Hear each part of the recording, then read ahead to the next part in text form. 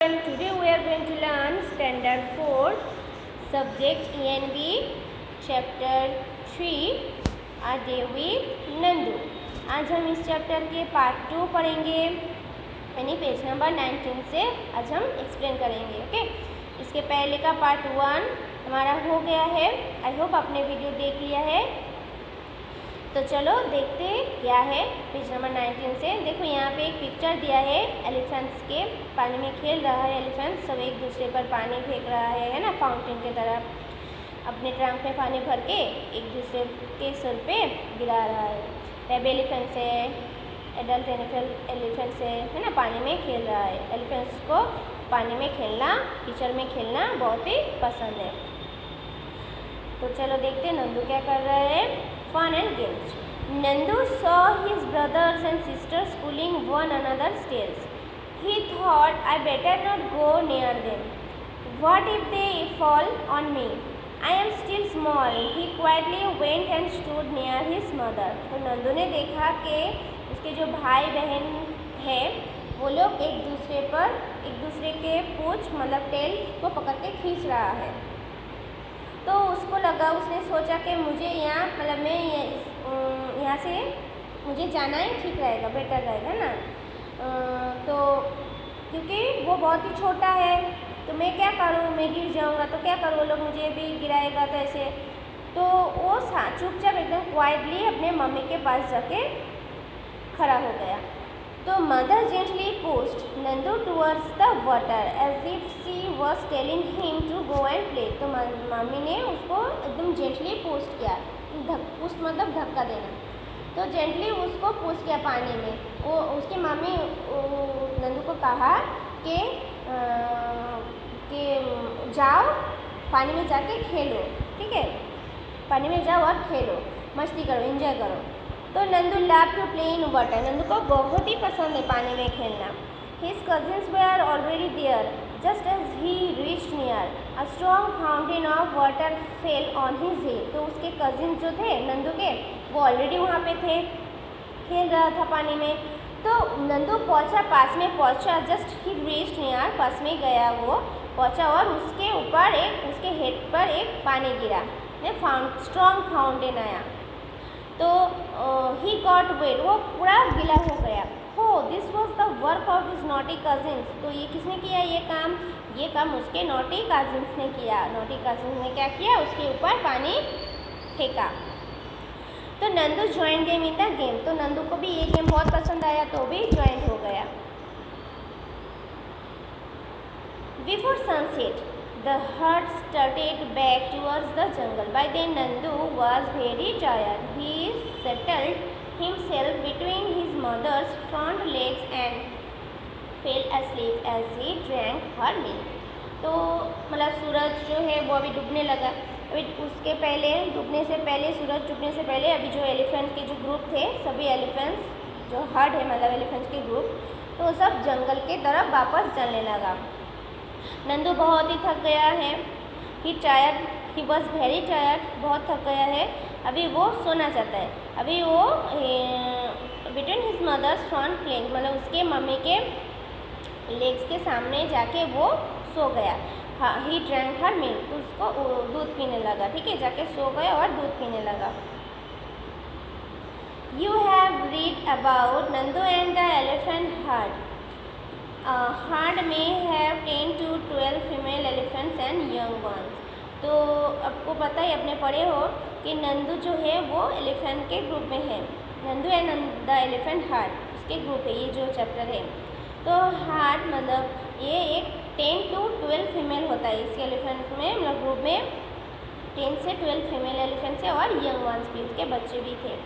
तो the oldest female is the leader of the heard. तो सबसे जो ओल्डेस्ट होता है ना फीमेल एलिफेंट्स में, एलिफेंट्स के ग्रुप में, तो वो हर ग्रुप के लीडर होता है, लीडर। तो male elephants live in the herd till they are 14 to 15 years old.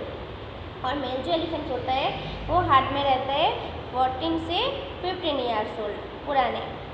तो then they have their herd and move around alone. तो वो लोग क्या होता है, और जब पुराने हो जाते हैं मेल एलिफेंट जो है वो लोग हर्ड में से निकल जाते हैं, मूव कर लेता है, अकेले घूमता रहता है, ठीक है, जो फीमेल एलिफेंट्स होता है। और फीमेल एलिफेंट जो होता है वो क्या होता है, साथ में रहता है हर्ड में। और मेल एलिफेंट जो है वो जब 14 से 15 ईयर्स हो जाते हैं पुराने, तब वो लोग हर्ड में से, ग्रुप में से निकल के अलग अलग रहने लगता है। Nandu will also leave his heard when he is that much old. तो नंदू मेल है पर वो उस हर्ड में रहता था। क्यों? क्योंकि वो अभी उसका उम्र नहीं हुआ, वो छोटा है, ठीक है। Like elephants, some other animals also live together in groups. These groups of animals are called herds. तो कुछ एनिमल्स जो है, दूसरे जो एलिफेंट्स है, वो भी ग्रुप्स में रहते हैं, साथ में रहते हैं। तो उसको this groups of animals are called, इस ग्रुप्स को क्या कहते हैं, हर्ड। तो animals in herds usually move around together searching for food. तो एनिमल्स जो ग्रुप में रहते हैं वो लोग साथ में मिलके खाना ढूंढते, मूव करते, घूमते रहते, साथ में मिलके घूमते हैं और खाना जो सर्च करते रहते हैं। तो इफ़ यू, क्वेश्चन है अभी, if you were Nandu and you live in a herd what will you do. तो अगर आप नंदू होते, तुम अगर नंदू होते और हर्ड में रहते तो तुम क्या करते। तो if I were Nandu I you'd play, dance, run and eat the whole day. तो मैं अगर नंदू होता तो होता या होती जो भी है, तो हम क्या करते, खेलते, खूब सारे खेलते, डांस करते, दौड़ते और पूरा दिन खाना खाते। ऐसा आपको लिखना है। अच्छा, नेक्स्ट क्या है, इन the elephant heard the oldest female elephant decides everything. Who takes decisions in your family? तो एलिफेंट के ग्रुप में जो ओल्डेस्ट होता है, सबसे पुराने जो मतलब होते हैं, जिनके उम्र हो चुका है, ओल्डेस्ट होता है फीमेल, तो वो सब कुछ डिसाइड करते हैं। तो क्या करना है, कहाँ जाना है, कौन सी तरफ जाना है, वो सब वो डिसाइड करते हैं अपने ग्रुप में, क्योंकि वो लीडर होते हैं। तो आपके फैमिली में ऐसा कुछ भी कुछ भी चीज़ जो है वो कौन डिसीजन लेते हैं आपके फैमिली में। तो आपको लिखना है वो आपके, अगर मम्मी डिसीजन लेते हैं तो मम्मी, पापा डिसीजन लेते हैं पापा, अगर ग्रैंडफादर हो तो ग्रैंडफादर, ऐसा लिखना है। तो in my family most of the decisions are taken by my father and mother. तो मेरे फैमिली में जो भी मोस्ट डिसीजंस है वो मेरे पापा और मम्मी लेते हैं। इस तरह से आपको लिखना है। नेक्स्ट है, Nandu did things that he liked to do. If you could spend a whole day with your friends, what all things would you do? तो नंदू को तो सब कुछ पसंद था करना। तो अगर आप ऐसे पूरा दिन आपको मिल जाए आपके फ्रेंड के साथ, है ना, तो आप क्या क्या करोगे। तो आपको ये लिखना होगा, आप जो भी करोगे, जो भी करते हो तो वो लिखना है। तो यहाँ पे मैंने जितना भी स्पेस है वो लिखा है। If I spend the whole day with my friends, then we would dancing and go to our field to play, pipli, have fun and games, would go to the market to beat everyone and eat pani puri, have snacks together, eat ice cream and have a lot of fun। मतलब अगर हमें ऐसे ही नंदू की तरह पूरा दिन मिल जाए अपने फ्रेंड के साथ, तो हम क्या करेंगे, सभी मिलके मार्केट जाएंगे, पानी पूरी खाएंगे, आइसक्रीम खाएंगे, बहुत सारे गेम खेलेंगे, एंजॉय करेंगे।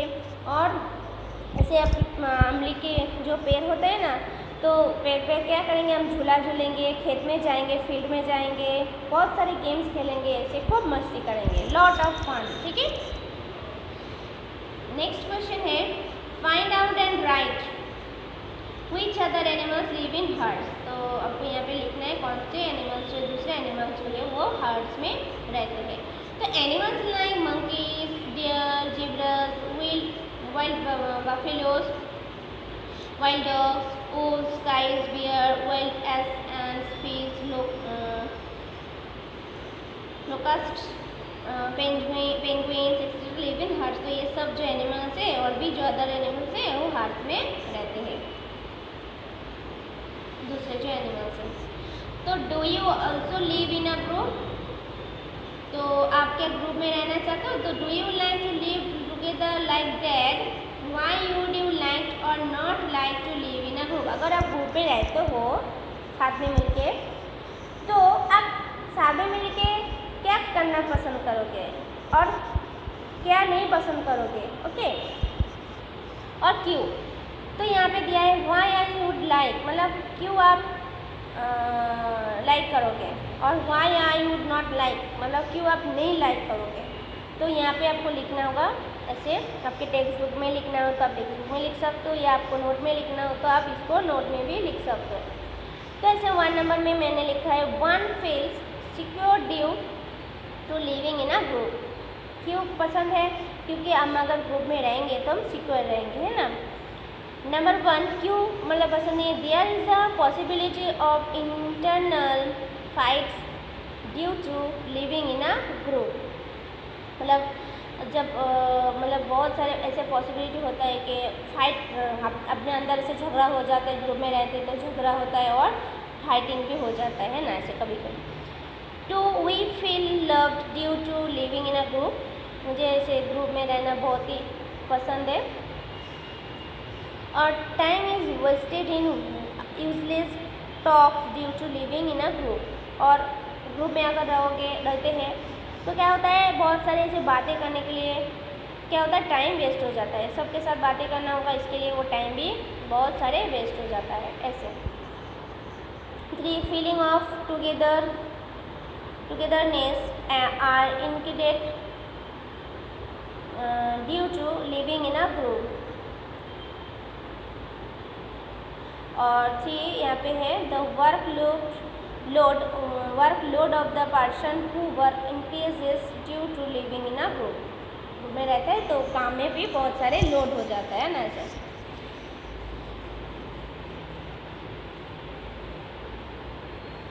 अभी ऐसे आपको लिखना होगा, ठीक है। 4 और 5 का भी मैंने लिख दिया है, आपको ऐसे आपको टेक्स्ट में या नोट पे लिखना है।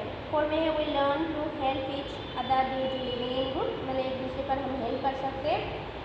और it is not possible to live independently, ठीक है, मतलब आज़ादी से रहना पॉसिबल नहीं होता है ग्रुप में। 5 में children get love of their grand parents due to living in a group. Group में रहने से बच्चों को ग्रैंड दादा दादी के प्यार भी मिलता है। और 5 में one feels congested in the house and does not get enough space for oneself। ऐसे जगह मतलब स्पेस में जगह बहुत ही कम हो जाता है, स्पेस नहीं मिलता है, शांति नहीं मिलता है, ठीक है ऐसे। अब नेक्स्ट क्या है, अच्छा यहाँ पे जो भी क्वेश्चन है देखो, which animals did you right on, कौन से एनिमल्स पर आप राइट किए हो, राइट देयर नेम, उसका नेम लिखना है। यहाँ पे सभी क्वेश्चन दिया है, ठीक है। हॉर्स है, कैमल है, एलिफेंट है एंड बफेलो, मतलब ऐसे एनिमल्स पर हम राइट कर सकते हैं ना। तो आपने कौन से एनिमल्स के ऊपर राइट किए हो तो आपको लिखना है। If you are made to ride on the elephant how do you feel, आपने अगर एलिफेंट के ऊपर राइड किए हो तो आपको क्या फील हुआ, ये आपको लिखना है। ऐसे आंसर लिख सकते हो, if I have to ride on an elephant I will feel very happy and enjoy my self immensely. I will feel as it I am a king or an emperor, मतलब ऐसा feel होता है कि मैं राजा हूँ, है ना, और राजा की तरह ऊपर बैठा हूँ, एलिफेंट के ऊपर बैठा हूँ। तो नेक्स्ट क्वेश्चन है, you must have seen many animals around you in books, in movies, some may be alone, some in groups, find out more about any one of these animals and write about it। मतलब ऐसे आपने बहुत सारे animals देखे होंगे आपके आजू बाजू अराउंड, तो आपकी बुक्स में भी देखे होंगे या मूवीज़ में भी देखे होंगे। तो ऐसे आपको क्या लिखना होगा, यहाँ पे जो एनिमल्स अकेले रहता है, कुछ एनिमल्स जो ग्रुप्स में रहता है, ऐसे आपको ढूंढना है और यहाँ पे नीचे लिखना है। तो आपको इस तरह से लिखना है, I have seen tigers, lions, elephants, deer, wild buffaloes, giraffes, zebras etcetera in books में देखे हैं, इन मूवीज़ में भी देखे हैं एंड इन अ जू में भी देखते हैं हम। Out of all this animals I like giraffe, the giraffe is the world's tallest terrestrial animal, it is seen in the forest of Africa. Next क्या है, थिंक एंड राइट है। Why does the egret sit on a buffalo, ऐसे जो एग्रेट है देखो किस तरह से बफेलो के ऊपर क्यों बैठा है, क्यों बैठी है वो। The egret is a friend of the buffalo, it is sitting on the buffalo to feed on the insects and bugs stuck to its skin. Thus the egret is helpful to the buffalo in this way. मतलब एग्रेट जो है वो buffalo के friends होते हैं, क्यों, क्योंकि वो बफेलो के ऊपर बैठती है और बफेलो के स्किन में जो छोटे छोटे इंसेक्ट्स होते हैं ना, बग्स होते हैं, ऐसे कीड़े होते हैं, तो वो उसको खा जाती है। एग्रेट जो है वो बफेलो के स्किन से वो कीड़ा जो है वो खा जाती है, इस तरह से उसको हेल्प करते हैं ना, ताकि उसको तकलीफ ना हो। तो have you seen any animal riding on another animal, ride is name, ऐसे आपने कोई एनिमल्स देखे हो जो दूसरे एनिमल के ऊपर बैठे हैं, राइडिंग करते हैं, तो उसका नेम लिखना है, ठीक है। तो the animal which is riding, कौन सा एनिमल राइडिंग करती है, मैना एंड क्रो, ये भी किसके ऊपर बैठ जाती है ना, क्रो भी उसके एनिमल्स के ऊपर राइडिंग कर बैठ जाती है, मैना भी। The animal which gives the ride, buffalo and cow, मतलब ये जो एनिमल्स हैं वो किसके ऊपर बैठती है, बफेलो एंड काउ के ऊपर। व्हिच एनिमल्स जो वी यूज़ फॉर राइडिंग, हम कौन से एनिमल्स जो है वो हम राइडिंग के लिए यूज़ करते हैं, तो we use animals like horses, elephants, camels, oxen etcetera for riding. Next है व्हिच एनिमल्स जो we use for carrying loads and lifting weights, कौन से एनिमल जो है वो कैरिंग लोड करके, मतलब लोड जो है वो कैरी करके लेके जाते हैं, वजन लेके जाते हैं। तो we use animals like donkeys भी मतलब बोझ उठा के लेके जाते हैं, oxen, elephants, camels, horses and buffaloes for carrying loads. Make your own animal, अभी यहाँ पे क्या करना होगा, आपको आपकी खुद के एलिफेंट एक बनानी है, ठीक है, तैयार करना है। ये आप घर बैठे बैठे कर सकते हो। क्या करना होगा, copy the drawing in the elephant given on the next page in a bigger size on a thick sheet of paper, आपको बड़े से पेपर में ऐसे एलिफेंट ड्राइंग करना है, कॉपी करना है। तो देखो, make a small cut where it says cut, यानी कटना है आपको इन द पिक्चर, पिक्चर में से एक बड़ा सा मतलब छोटे छोटे स्मॉल कट करना होगा, पिक्चर लेना होगा एलिफेंट्स के, उसको कटना होगा। एलिफेंट्स के एक बड़ा सा पिक्चर लेके उसको छोटा करना होगा। Be careful not to cut off the whole part, पूरा पार्ट नहीं करना है, ख्याल ध्यान रखना है। Fold along the dotted lines, fold the part with pattern and push them underneath, cut out the tail and stick it on. ये जो पेपर करने के लिए बोल रहा है ना, तो यहाँ पे आपको देखो आपके टेक्स्ट बुक में नेक्स्ट पेज में दिया हुआ है, ठीक है, ये देखो यहाँ पे दिया हुआ है ये, इसको आपको अच्छे से काटना होगा, ध्यान रखना होगा कि पूरा ना कट जाए, ठीक है, होल जो पिक्चर है वो पूरा ना कट जाए, इसको डॉटेड जो दिया है उसमें आपको कटना है, ठीक है, और उसको आप एक एलिफेंट्स बनानी है। देखिए यहाँ पे टेल दिया है, इसको काट लेना है। क्या चीज़ से, देखो सीजर से कौन सा हिस्सा पार्ट्स काटोगे वो भी दे दिया है, देखो सीजर की पिक्चर भी दे दिया है, ठीक है। देखो ये आपको काटना है और बेंड करना है, वो भी लिख के दिया है, कौन सा बेंड करना है, बेंड लिखा है तो आपको वो फोल्ड कर देना है, ठीक है, और कौन सा हिस्सा पार्ट जो है वो कटना है, वो भी सीजर का मतलब पिक्चर दे दिया है, जिसमें सीजर के पिक्चर है कैंची के, वो आपको उस पार्ट्स को आपको काटना है, ठीक है, ये आपको घर बैठे बैठे करना है। क्या करना है, योर एलिफेंट इज रेडी हो जाएगा, फिर उसको कलर देना है, कलर एंड डेकोरेट इट, उसका कलर दे के डेकोरेट कर सकते हो। We put up an exhibition in class of all the paper elephants that you all have made, अभी जब टीचर बोलेंगे लेके आने के लिए तब आपको दिखाना है क्लास में, ठीक है, ऐसा पेपर के एलिफेंट्स, ओके। तो यहाँ पे आपका जो ये चैप्टर है डे विद नंदू कंप्लीट हो गया है। अब उसी पेज में पार्ट 2 में जितना भी क्वेश्चन था वो भी मैंने आपको एक्सप्लेन करवा दिया, उसका आंसर भी मैंने दे दिया। देखो यहाँ पे आंसर भी आप ये देख के भी लिख सकते हो, अगर आपको राइटिंग समझ में ना आ रहे हैं, ऐसे तो मैंने लिख दिया है, आपको फिर भी नहीं समझ में आ रहा है तो आपको आंसर दे के भी लिख सकते हो, ठीक है, इस तरह से। देखो पेज नंबर 18 में जो क्वेश्चन था, जो पहले पार्ट 1 में हमारा हो गया था, वो है question number 1, answer the following questions. Number 1 में Nandu is only 3 months old but he weighs 200 kilograms, what is your weight? तो ये ऐसे है, माई वेट इज 25 किलोग्राम। ये तो मैंने आपको एक्सप्लेन करवा दिया था। अब पेज नंबर 19 से हम लोग पढ़े थे, ठीक है। 19 से 22 तक जितना भी क्वेश्चन है उसका आंसर यहाँ पे दिया हुआ है।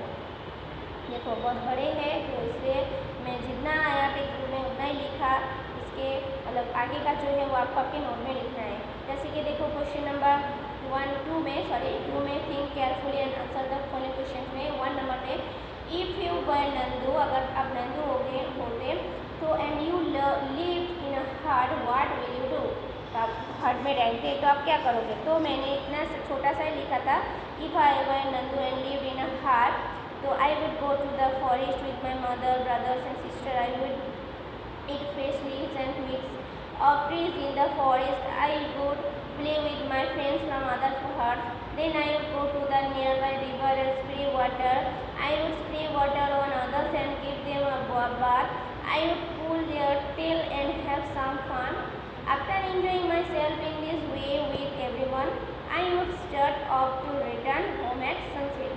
I would pull up ginger plants and eat their fresh leaves and twigs. On reaching home, I would settle myself between my mother's legs and fall asleep as I घर में ये सब हम करते। अगर नंदू होते और हट में रहते तो मम्मी के साथ हम क्या करते, जंगल में जाते, बहुत सारे पत्ते तोड़ते, अलग अलग डिफरेंस हम लीव्स खाते हैं और पानी में हम भाई बहन के साथ खेलते, मज़ा करते, एक दूसरे पर पानी फेंकते हैं, है ना। ऐसे फिर वापस आ जाते हैं सूरज डूबने से पहले, फिर वापस आ जाते हैं जंगल में, फिर मम्मी के पैर में जाके सो जाते और मिल्क पीते, ठीक है। ऐसे करते हैं हम लोग। तो मैंने छोटा सा लिखा है, आपको नोट में लिखना है तो ये पूरा लिखना होगा, ठीक है, क्योंकि टेक्स्ट बुक में नहीं आएगा इतना बड़ा। तो 2 नंबर का भी देखो, in the elephant herd the oldest female elephant decides everything, who takes decision in your family? In your family most of the decisions are taken by the elders after having through discussion, ठीक है। Elder जो है, जो भी बड़े हैं family में, जो बड़े होते हैं वो भी वही डिसीजन लेते, जो भी डिसीजन लेना है तो वो बड़े ही लेते हैं elders.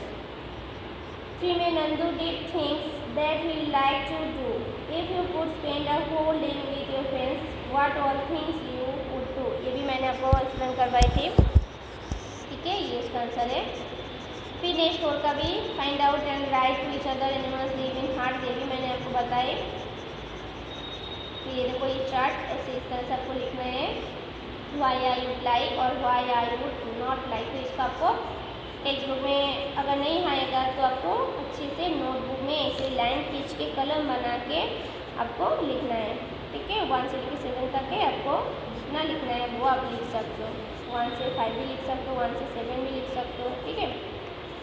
Next, which animals did you write them names, ये भी बताए, horse, elephant, camel and buffalo, ठीक है।